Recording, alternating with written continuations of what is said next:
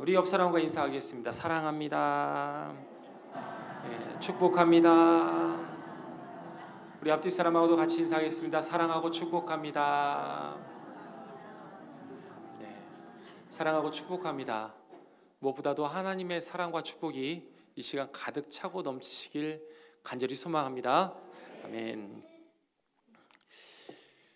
우리는 거리를 측정할 때 미터라는 단위를 씁니다. 이 미터라는 단위, 이 미터법을 만든 나라는 프랑스입니다.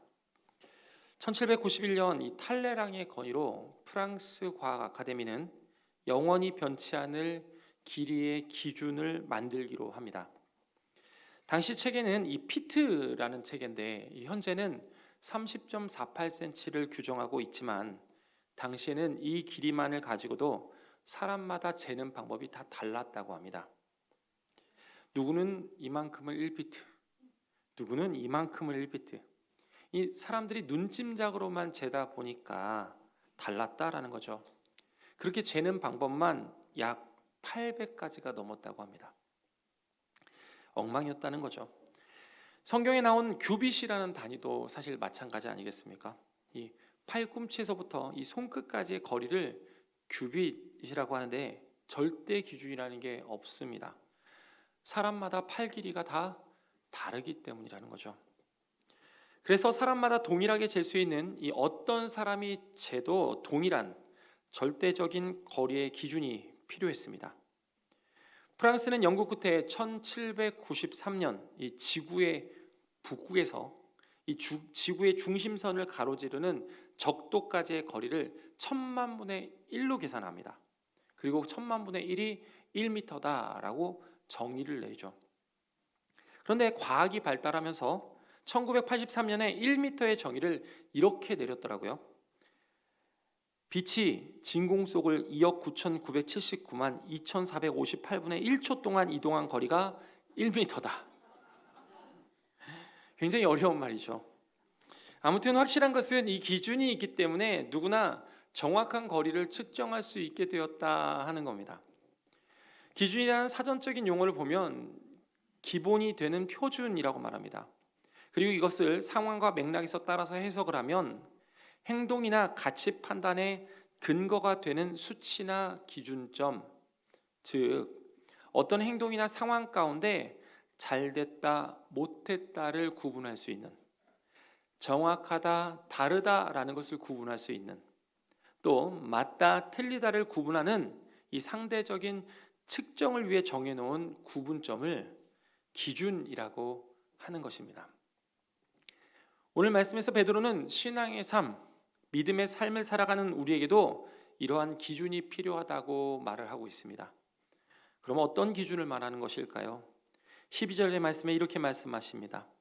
그러므로 너희가 이것을 알고 이미 있는 진리에 서 있으나 내가 항상 너희에게 생각나게 하려 하노라.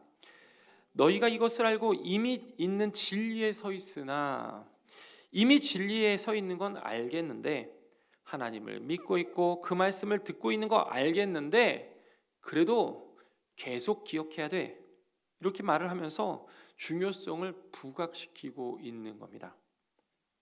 왜 그럴까요? 제가 중학교 때 이 체육 시간만 되면 제일 먼저 하는 것이 있었습니다. 체육 시간만 되면 이 넓은 운동장에 모여서 항상 하는 거죠. 아마 여러분도 경험이 있을 겁니다. 이 체육 시간이 돼서 조회대 앞에 우르르 모여 있으면 체육 선생님이 나와서 제일 가운데 있는 딱 한 사람을 꼬집어서 이야기합니다. 기준! 그럼 뭐라 합니까? 기준! 양팔 간격 좌우로 나란히! 이는 싹 흩어집니다. 그 소리와 함께 이 아이들이 팔을 뻗어가면서 이 빠르게 앞뒤 좌우를 맞추죠. 그리고 나면 전체의 오와 열을 맞출 수 있는 겁니다. 근데 여러분, 여기서 선생님이 꼭 집었던 그 아이, 기준이라고 말했던 그 아이 있지 않습니까? 그 아이는 움직이면 됩니까? 안 됩니까? 네, 안 됩니다. 왜요? 기준이니까. 기준이 흔들리면 전체가 다 흔들리기 때문인 거죠. 기준이 움직이면 전체가 다 움직여야 하기 때문에 기준은 움직여서 안 됩니다. 이처럼 기준은 움직이면 안 돼요. 흔들려서도 안 됩니다. 어떠한 조건에서도 변해서도 안 됩니다. 다시 말하면 변하는 것을 기준으로 삼고 있어서는 우리는 흔들리게 되어 있다라는 겁니다. 베드로는 누구보다도 이러한 사실을 너무나 잘 알고 있었습니다. 왜냐하면 베드로에게는 이 흔들리는 것을 기준으로 삼았다가 실패한 경험이 있기 때문입니다. 베드로가 누굽니까? 베드로는 예수님의 제자예요. 베드로는 예수님과 3년간 공생의 기간을 함께했던, 정말 그 동행하면서 그 고난과 힘듦을 같이 겪었던 사람입니다. 심지어는 이 3년간 동행하면서 가장 가까이에서 말씀을 들었던 사람입니다. 그래서 베드로는 나름 예수님의 제자라는 이 자리에서도 자부심도 있었고요. 그리고 또 그 안에서 자랑할 만한 이유 또한 있었습니다. 이 고난에 동참하고 어려움을 해결하는 제자의 모습으로서 이 살아계신 하나님과 그의 아들 예수 그리스도를 고백했던 충성된 제자, 바로 그 제자가 베드로 아니었겠습니까? 그런데 어느 날 이런 베드로에게 예수님께서 말씀하시는 겁니다. 너가 나를 3번 부인할 것이다. 베드로는 예수님의 그 말씀을 듣고 충격에 빠집니다. 아니 예수님, 전 절대 그럴 일 없습니다. 저는 제가 당신 옆에서 얼마나 충성했는데 그런 말씀을 저에게 하십니까? 저는 당신을 절대 부인하지 않을 겁니다. 베드로는 예수님의 말씀을 듣고 부인하면서 자기의 신앙에 대한 결단을 다시 한번 다집니다. 그런데 그렇게 호언장담했던 베드로가 예수님이 지게 될 십자가를 바라보면서 무너져 내립니다. 예수님을 한 번도 아니라 3번이나 부인을 하게 된 거죠.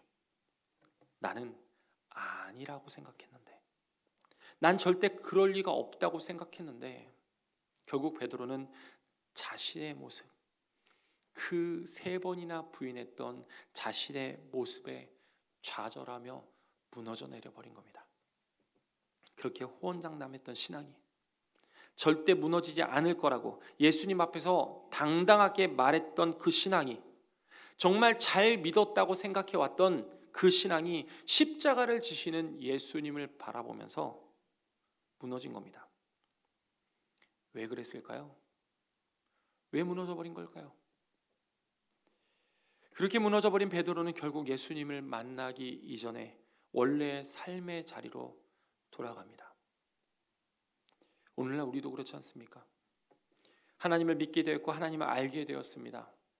어떤 사람은 1년, 어떤 사람은 10년, 어떤 분들은 10년 그 이상이기도 하죠. 그런데 여러분, 그런 모습 속에 있음에도 불구하고 신앙이라는 게 무엇입니까? 연수에 상관없이 흔들리는 게 신앙 아니겠습니까? 예전에 교회에서 사역을 하다가 참 멋있는 청년을 하나 만났습니다. 한 주에 4번, 5번은 교회에 오는 청년이었습니다. 그런데 올 때 그냥 오는 것이 아니라 제 커피를 항상 사가지고 왔습니다. 너무 고맙고 미안했습니다. 커피값이 한 잔에 한 4, 5천 원 가는 거 생각하면 한 주에 4, 5잔이면 이게 정말 작은 금액은 아니지 않습니까? 그래서 겸사겸사 앉아서 이 청년하고 잠깐 이야기를 나누는데 이 청년이 저에게 그러는 거예요. 목사님, 저는 목사님과 함께하는 게 너무 좋습니다. 목사님은 제 롤모델입니다. 어디로 가시든지 또는 어떤 사역을 하든지 제가 목사님의 오른팔이 되어드리겠습니다. 제 목사님 기도, 제 기도의 제목, 목사님이 1번입니다. 그러니까 목사님 부담스럽게 생각하지 마시고 절 제자라고 생각하시고 이건 뇌물이라고 받아주십시오. 이 말을 듣는데 여러분 제 기분이 어땠을 것 같습니까? 너무 좋은 겁니다. 그 때문인지 모르겠지만 그때부터 이 청년이 좀 달라 보이는 거예요. 조금 더 각별하게 생각되고 이 믿음의 지원군이 생긴 것 같은 그런 느낌이 들어오는 겁니다. 그러더니 이 청년이 이제는 여자친구를 만나서 결혼을 했습니다. 그러고 나니까 그 순서가 바뀌더라고요. 어디로 가시든지 어떤 사역을 하든지 오직 부인만 따르겠습니다. 근데 시간이 좀 더 지나니까 또 바뀌었어요. 죽으나 사나 나의 제일은 첫째 딸입니다. 또 한 번은 교회에서 엄청 열심히 하는 청년이 저에게 안수기도를 부탁하러 왔습니다. 목사님 기도 좀 해주세요. 제가 취직을 위해서 40일 새벽 기도를 시작을 했는데요. 야, 하나님께서 20일밖에 안 됐는데 제가 제일 보고 싶었던, 제일 가고 싶었던 기업에 면접을 보게 됐어요. 합격할 수 있도록 기도 좀 해주세요. 그래서 기도해 줬습니다. 성심을 다해서 정말 간절한 마음으로 기도를 해줬어요. 하나님께서 그 기도 들어주셨을까요? 안 들어주셨을까요? 믿는 대로 될 줄 믿습니다. 그 기도 들어주셨습니다. 들어주셔서 합격을 했어요. 무려 210대 1, 210대 1을 뚫고 합격을 한 겁니다. 대단하죠. 집안에 막 경사가 났어요. 이 친구들은 이걸 계기로 하나님의 살아계심과 그 은혜를 고백하면서 하나님께서 함께 하신다고, 여러분도 할 수 있다고 청년 예배 시간에 간증도 하면서 정말 대단한 일을 경험했습니다. 그런데 여러분, 이 청년이 합격하고 나니까 그렇게 잘 나오던 새벽 기도를 빠지기 시작하더라고요. 그리고 교회에서도 점점 얼굴이 보기 힘들어지는 겁니다. 심지어는 주일 때도 안 보이는 때가 생기는 거예요. 그래서 한번 물어봤습니다. 요즘 직장 많이 바쁜가 보다.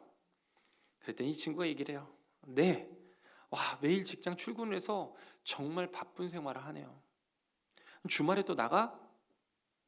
이 친구가 하는 말이, 그건 아닌데요.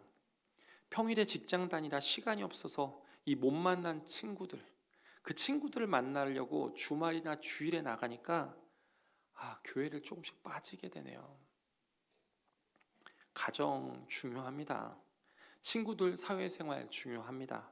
좋은 관계, 좋은 가정을 만드는 것도 우리가 살아가며 꼭 해야 될 일들입니다. 여기서 말하고자 하는 말은 우리의 기준, 사람이 세운 기준이라는 것은 결국 상황에 따라, 환경에 따라 흔들릴 수밖에 없다라는 거죠. 작년에 저는 매주 월요일에 서울을 가기 위해서 이른 아침에 기차역을 가서 기차를 탔습니다. 그럼 그 기차역에 나온 전도하러 온 청년들이 있더라고요. 한 손에 패드를 들고 이 청년들이 말을 합니다. 유월절을 아십니까? 어쩔 때는 이 친구들이 없고 신문을 나눠주거나 신천신지를 말하면서 전도하는 청년들이 있었습니다. 이른 아침뿐만이 아니었죠. 저녁 늦은 시간에도 똑같았습니다. 저는 일찍 도착하면 9시, 늦게 도착하면 11시가 넘었는데 그때도 이 청년들이 서 있더라고요. 정말 열심히 있는 청년들이죠. 그런데 저는 그 청년들을 보고 있으면요, 마음이 너무나 아팠습니다. 정말 저렇게 열정이 가득한데, 신앙이라는 이름으로 정말 충만한데 왜 하필이면 이단일까? 여러분, 이단이 이용한 이유가 뭡니까? 같은 말씀을 가지고 다른 해석을 하고 있다는 거예요. 전체를 보지 못하고 부분만은 해석을 하면서 그것이 자신들에게 이롭게 사람들의 입맛에 맞춰서 그것이 마치 전부인 듯이 말을 하고 있는 겁니다. 그런 이단에 빠진 청년들 얼마나 안타깝습니까? 그런데 더 안타까운 사실이 무엇인 줄 아십니까? 통계에 따르면 이단에 빠진 청년들 70% 이상이 기성교인이었다는 사실입니다. 그 중엔 장로님, 권사님 자녀들이 있었고요. 심지어는 목회자 자녀들까지 있다고 합니다. 왜 신앙 안에서 자란 아이들조차도 이단에 빠지는 걸까요? 부족함 없는 신앙이라고 생각했고 단단한 신앙이라고 생각했는데 왜 흔들려야만 되고 튕겨져 나가야만 하는 것일까요? 바로 삶의 기준이 흔들리기 때문입니다. 흔들리기 때문에 불안정하고 변하게 되어 있는 거예요. 이것이 한 청년의 단편적인 이야기로 들릴 수 있지만 단편적인 이야기로 받아들이기에는 남의 일이라고 쉽게 말할 수 있는 것이 아닙니다. 우리도 흔들릴 때가 있기 때문이죠. 생각해 보십시오. 그리고 제가 하는 물음에 여러분 한번 곰곰이 생각해 보십시오.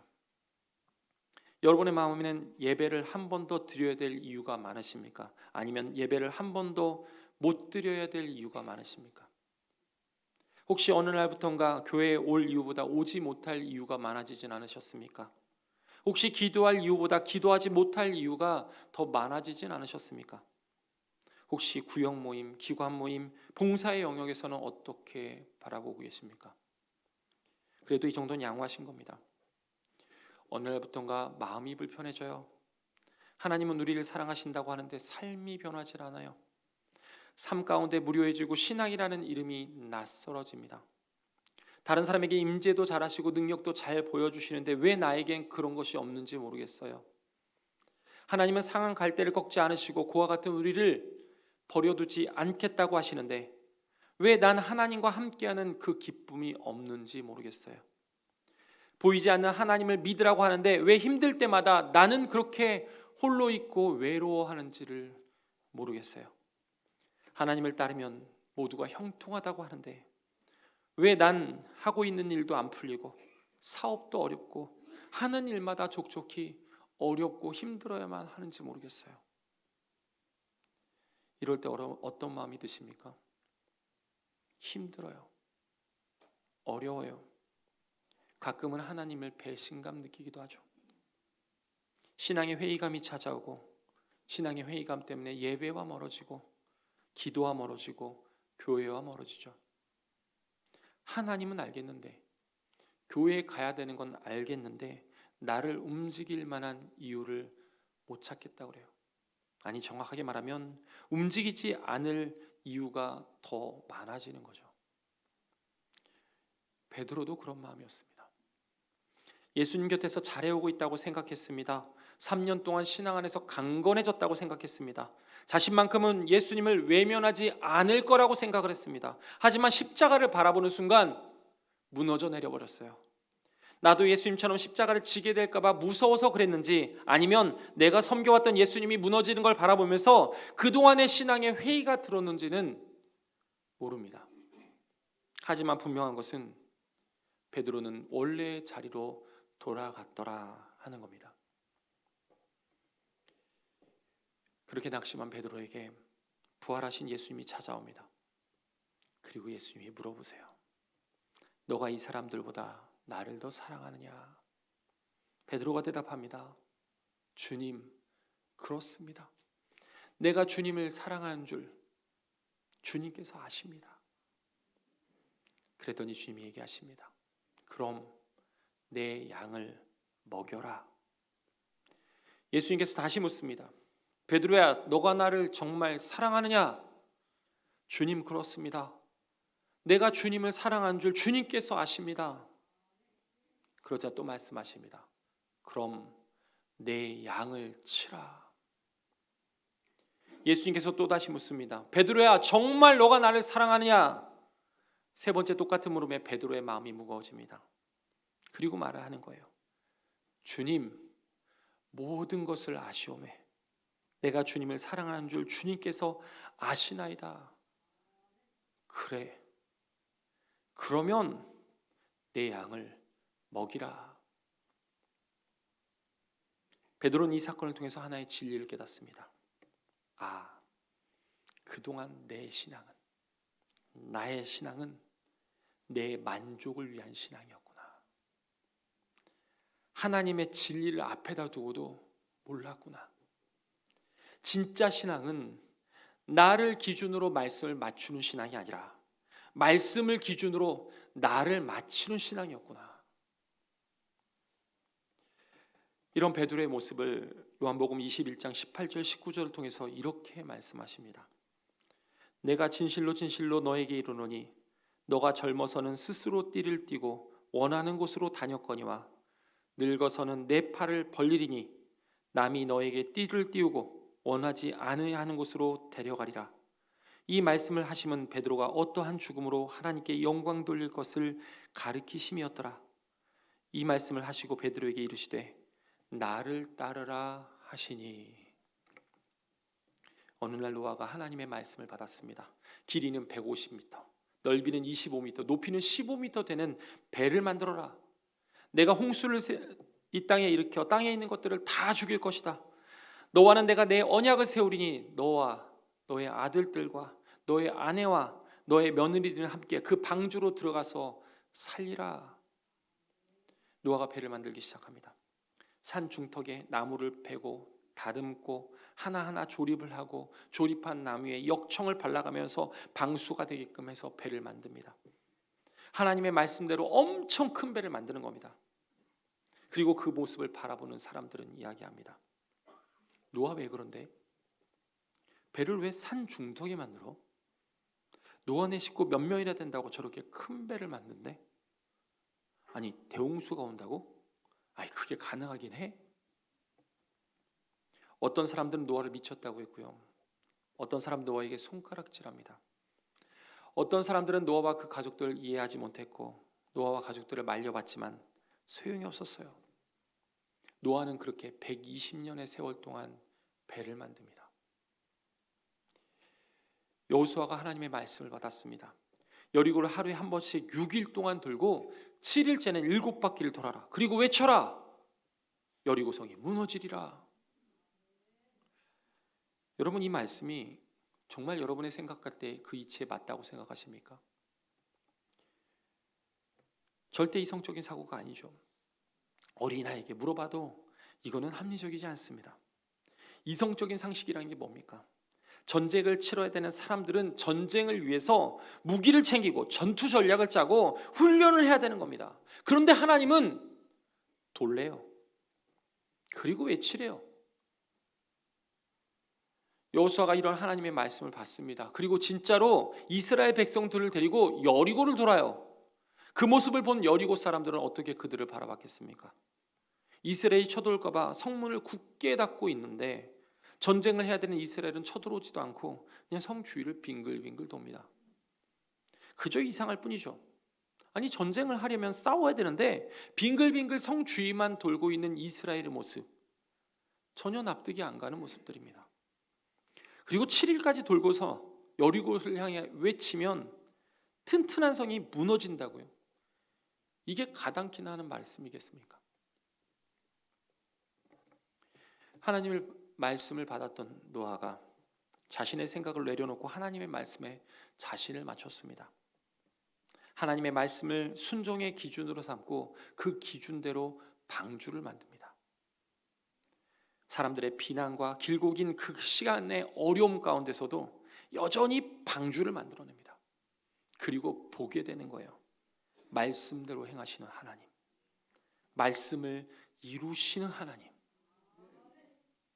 여호수아 또한 하나님의 말씀을 전쟁의 기준으로 삼았습니다. 하나님께서 명령하시는 말씀을 그 기준으로 삼고 그 기준대로 성을 돕니다. 적군이 가득한 여리고를 앞에다 두고 그 성 주위를 도는 거죠. 그리고 보게 되는 거예요. 말씀 가운데 능력을 행하시는 하나님, 말씀으로 승리를 안겨주시는 하나님. 여러분 하나님은요 하신 말씀을 반드시 이루시는 분입니다. 하나님은 하신 약속을 절대 놓치지 않으시는 분입니다. 오늘 말씀 19절을 통해서 이렇게 말씀하십니다. 또 우리에게는 더 확실한 예언이 있어 어두운 데를 비추는 등불과 같으니 날이 새어 샛별이 너희 마음에 떠오르기까지 너희가 이것을 주의하는 것이 옳으니라. 하나님의 말씀은 신학의 척도이며 믿는 자들의 기준입니다. 하나님의 역사하심을 볼 수 있는 기준이며 하나님의 백성들이 마땅히 살아가야 될 방향입니다. 하나님의 말씀은 세월이 흘려도 변하지 않습니다. 하나님의 말씀은 따라가도 손해되는 것이 없습니다. 하나님의 말씀은 우리를 살리는 말씀입니다. 이것을 모르는 세상의 관점에서는 말씀을 기준으로 삼는 우리를 바라보면서 이해 못한다고 말할 수 있습니다. 말씀을 기준으로 삼는 우리를 미련하다고 말할 수도 있습니다. 말씀을 기준으로 삼는 우리를 바라보면서 이성적이지 못하다고 말할 수도 있습니다. 하지만 여러분, 우리는 이미 알고 있지 않습니까? 하나님은 우리를 사랑하실 때 끝까지 사랑하셨던 분이며 변함없는 진리로 자신의 외아들을 통해서 우리에게 구원의 소망과 하나님의 나라를 약속하셨습니다. 이러한 하나님의 말씀이 우리의 기준이 될 때 우리는 비로소 하나님을 경험하게 되는 것입니다. 하나님의 은혜를 경험하는 삶을 살고 싶으십니까? 하나님의 형통을 경험하는 삶을 살고 싶으십니까? 하나님의 크신 능력을 경험하는 삶을 살고 싶으십니까? 그렇다면 하나님의 변함없는 기준, 하나님의 말씀에 나의 삶을 내어드릴 수 있기 바랍니다. 말씀을 듣고 이제는 그 말씀을 기준으로 내 삶을 맞춰 나가는 겁니다. 물리학자 아인슈타인이 이런 말을 했습니다. 어제와 똑같이 살면서 변화를 원한다면 정신병 초기 증세다. 어제와 다른 오늘의 삶, 하나님의 임재가 있고 하나님의 은혜가 있고 형통의 삶을 살기 위해서는 변함없는 기준인 하나님의 말씀에 따라 내 삶을 맞춰가려고 하는 우리의 결단과 의지가 필요합니다. 하나님의 말씀, 그 말씀을 기준으로 삼고 나의 삶의 기준, 하나님의 삶의 그 말씀의 기준을 맞춰서 하나님의 은혜를 경험하고 하나님의 형통을 경험하고 하나님의 크신 능력을 경험하는 저와 여러분 되시길 간절히 소망합니다. 기도하겠습니다. 그렇습니다. 하나님을 바라보는 우리의 모습 가운데 우리가 무엇을 바라보고 따라가야 되는지 이 시간 다시 한번 고민하고 기도합니다. 하나님의 말씀이 우리의 삶의 기준이 되게 도와주시고 하나님의 삶의 기준을 붙잡게 해주시고 그 기준에 따라서 하나님의 말씀을 따라 나아가는 결단과 의지로 오늘을 살아갈 수 있도록 주님 붙잡아 주시옵소서. 하나님의 은혜 가운데 형통 가운데 크신 능력 가운데 하나님의 말씀을 따라가는 우리의 삶 가운데 차고 넘치는 은혜가 되고 간직이 되게 하심을 간절히 바라오며 주 예수 그리스도의 이름으로 기도드립니다. 아멘.